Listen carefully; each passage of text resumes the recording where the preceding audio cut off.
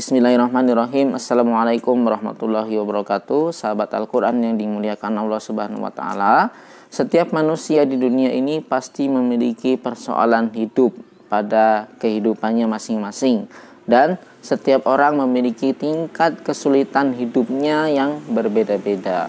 Nah, intinya semua manusia pasti punya masalah dan punya beban pikiran yang harus diselesaikan.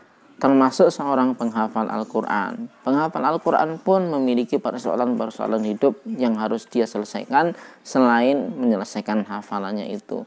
Dan biasanya ketika persoalan-persoalan hidup itu terasa berat, seorang penghafal Al-Quran akan mengalami futur. Jadi mengalami penurunan semangat menghafal.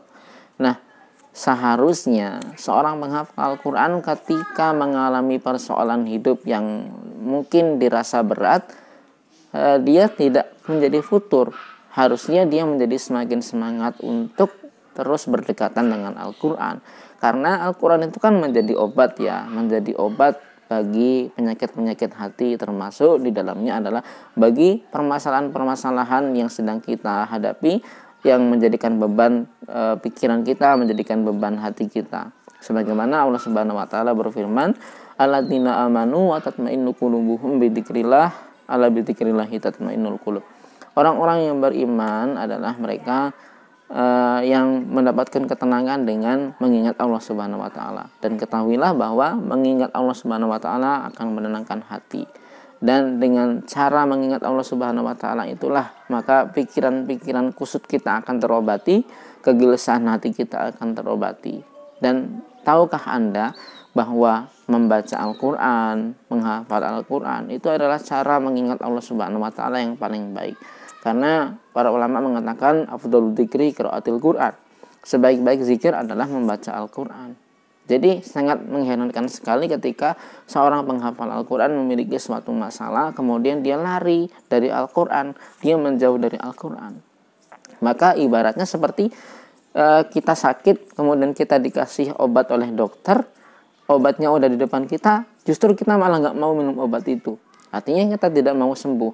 Jadi ketika seorang penghafal Al-Quran atau siapapun Anda yang mengalami pikiran kusut, kemudian mengalami permasalahan-permasalahan yang berat, maka dekatilah Al-Quran, perbanyak lagi membaca Al-Quran, perbanyak lagi menghafal Al-Quran.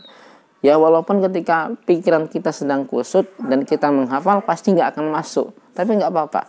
Target kita adalah berdekatan dengan Al-Quran.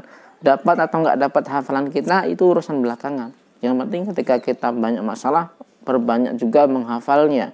Semakin banyak kita mengulang-ulang ayat-ayat yang kita hafal, maka semakin banyak pula ayat-ayat yang kita bacakan. Jadi ibaratnya semakin banyak pula obat yang kita minum.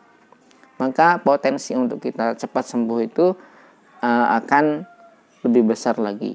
Dan Al-Quran itu adalah adiktif ya. Jadi Al-Quran itu merupakan candu.